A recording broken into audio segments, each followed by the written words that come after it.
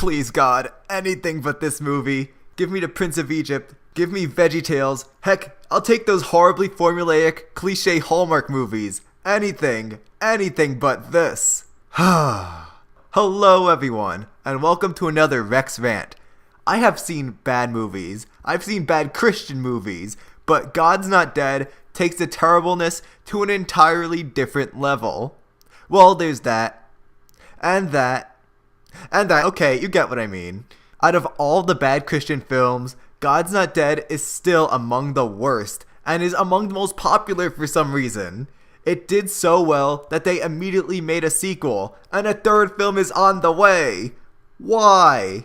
Don't Christians have any standards for the movies that represent them?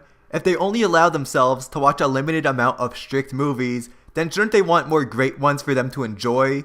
If movies this bad are being used to evangelize, then of course they're going to fail in their purpose. And if this art form is being used to worship God, then shouldn't Christians want them to be good? Now, don't get me wrong, I'm not some snobby internet atheist trying to ruin the entertainment of religious people. Nah, I'm there. As a Christian college student myself, I'm the exact target audience of God's Not Dead. But this movie is so awful that it horrendously misses the mark. So I'm here to tell you folks at home that we don't have to settle for this level of garbage in our family entertainment. We deserve more. God deserves more. Yet this is what we get? Jeez. So without further ado, my name is Adu. This is my rant on God's Not Dead. My God's not dead, he's surely alive. He's living on the inside, roaring like a lion. Oh my goodness, where do I even begin? There is no story. There is nothing but a string of totally random subplots that have absolutely nothing to do with one another. I complain about this with The Greatest Showman, but that harmless musical looks like Fiddler on the Roof when compared to this abomination. When watching the trailer, you'd believe that there's one main storyline about a college student who stands up to the militantly atheist professor who tries to get everyone in his class to proclaim that God is dead. And this is a story I can see myself getting behind. Everyone knows how extreme professors and colleges in general can be, so a story about one getting showed up sounds good to me. But there are so many subplots competing for screen time that make this story into just another side story. This inspiring story gets overshadowed by like 10 other pointless subplots in what can only be described as the plot-calypse. Huh. You think I'm exaggerating, don't you? No, I wish I made this up. There is a giant web of pointless side stories that have nothing to do with the main storyline that we were advertised. Okay, so let's dive into this massive web that would make even your friendly neighborhood Spider-Man proud. So, I guess for the sake of simplicity, we can say the center is this story between Josh and Professor Radisson. Josh has to make the argument for God's existence and win over his philosophy class. If he can't, then he gets a failing grade. From there emerges another subplot about another student in Josh's class whose family is anti-Christian, but he's interested in what Josh has to say. Okay, so this one kind of fits. It's not too far off. Alright. But there's also this forced tension between Josh and his girlfriend, and she gets mad at him for taking up the professor's challenge for some reason, because girls are like that. Then there's yet another story about Professor Radisson mistreating his Christian girlfriend, and yet another about his Christian girlfriend's mom and brother. The brother is atheist and argues with their sick mom about God. Okay, I'll pause right here for a second. I'm not even close to done, but let's think about how far off the rails we've already gone. We've gone from the college student Josh trying to stand up for God in class to his professor's girlfriend's mom. Like, what? Just stop. Just stop it. Stop. No, just stop it. Okay, let's keep going.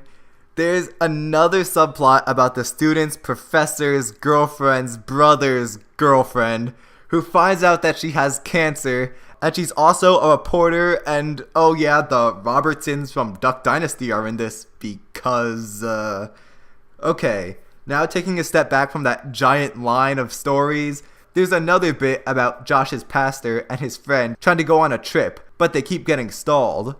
And the final subplot, unless I'm forgetting something which is very plausible, is about a Muslim girl who works at this college who becomes a Christian to the disdain of her family. Probably the only scene I enjoyed in this whole dumpster fire of a movie is when she gets slapped by her fundamentalist Muslim father.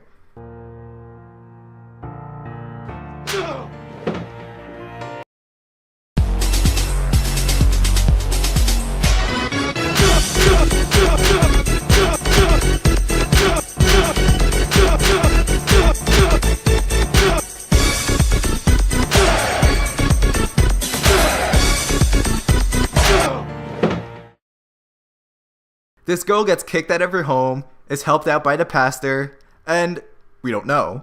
We don't know what becomes of her. We don't know what becomes of any of these subplots. I wish I was making this up. I kid you not. God's Not Dead decides, instead of telling us what happens to anybody, to just show them go to a Newsboys concert instead. I can't. This movie. It's too awful. Prepared a little breakfast.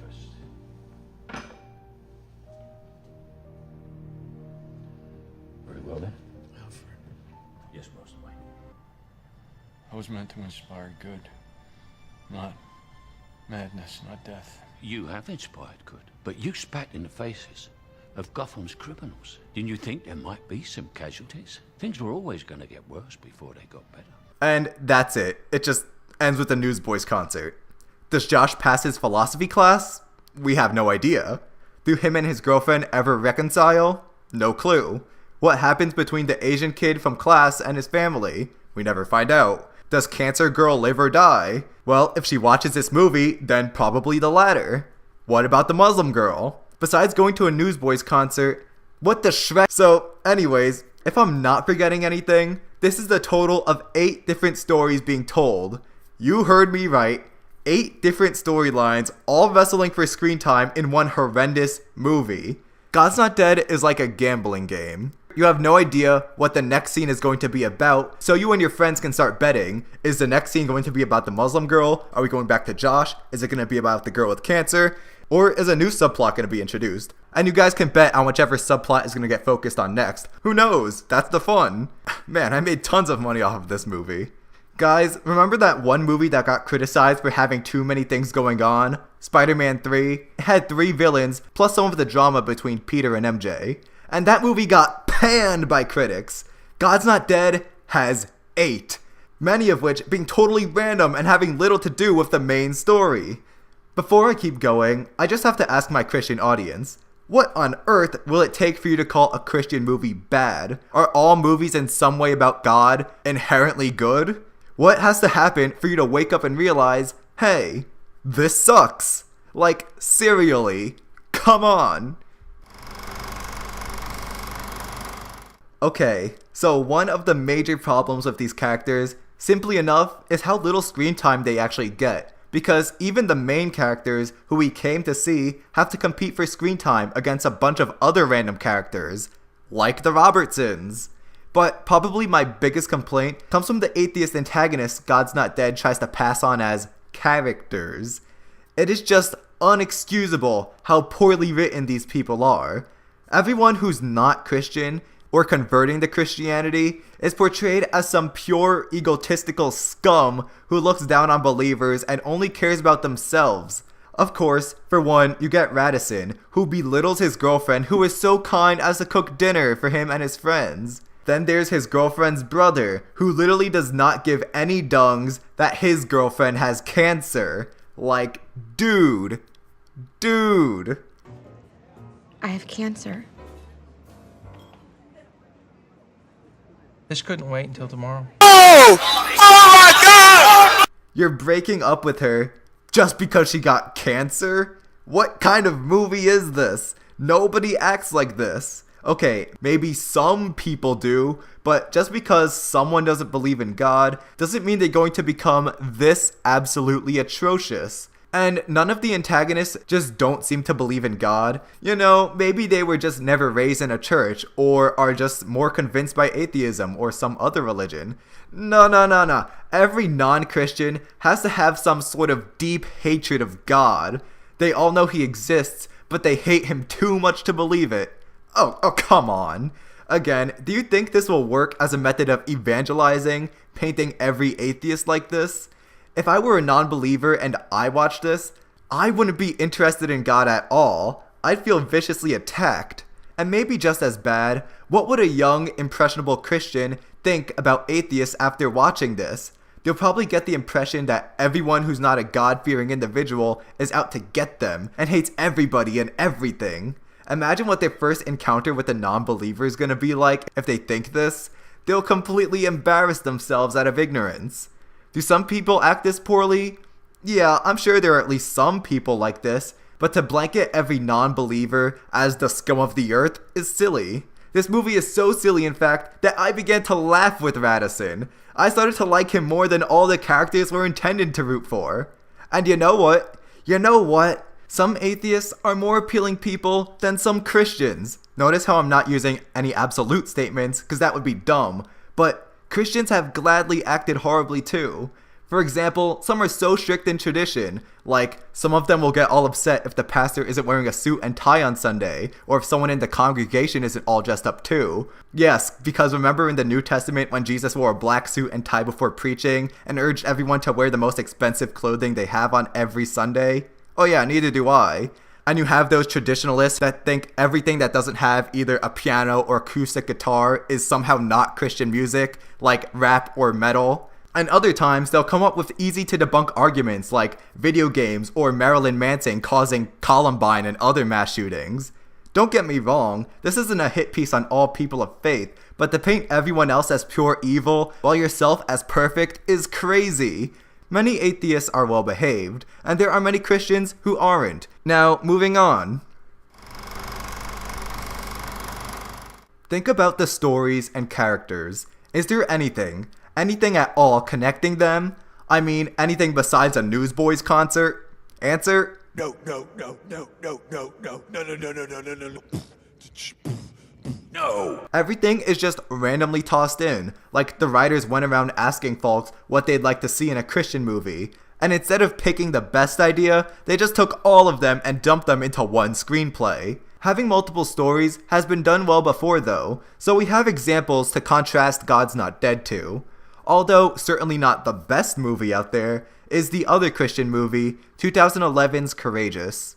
Courageous follows a group of police officer friends and the struggles in their lives. The central character's daughter dies, and he feels regretful that he didn't spend enough time with her. Another officer is worried about the people his daughter is spending time with. One of the friends, who's not a cop, is struggling to provide for his family, and there are a few smaller things going on with them. Okay, so I didn't just describe all that for nothing. It's so that you can see the common theme in all these stories: fatherhood. It has a clear message about the responsibilities of being a father, and the stories are easy to follow because the film is focused on this one group of friends. God's Not Dead doesn't have a common theme. There's nothing tying many of these subplots together. Tell me, what does the girl with cancer have to do with Josh challenging his professor? What does the Muslim girl have to do with Radisson's ostracized girlfriend? Nothing. Nothing at all. The only common thing between some of these stories is a Newsboys concert. Here, please hit me as hard as you can. And that's another big problem with God's Not Dead. It just feels like a commercial for the Newsboys, who, let's be honest, has seen much better days. Everywhere you see Newsboys promotional material, and even the name God's Not Dead comes from a Newsboy song, which isn't one of their best, let's be honest. What happened to Sea of Faces, He Reigns, or We Believe? Those songs were legit. God's Not Dead though? Meh. But that's just my opinion. How am I alive? How was I actually able to sit through God's Not Dead without going into comatose? Yeah, there's a better song too. Maybe God's Not Dead was intended to be so bad it kills and brings believers right to God, but they accidentally made a movie some Christians enjoy. Too bad that didn't kill me. No, scratch that. It's not even a movie. It's a series of Newsboys commercials condensed into one stroke-inducing product. I cannot stress how bad this is. God's Not Dead is by far, the worst film I've ever talked about. Congratulations, Amazing Spider-Man, you're off the hook. I want you viewers out there to know that I took on the burden of seeing this just for you. Christians, people of faith, I urge you to demand better movies. Demand quality. You deserve better than this. God deserves better. Filmmakers, make a movie that touches me on a spiritual level. Make something that will reach out to non-believers. Something that makes people proud to be a believer. Something that uplifts.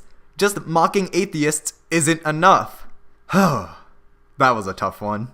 If you enjoyed this video, please leave a like and subscribe. See you next week.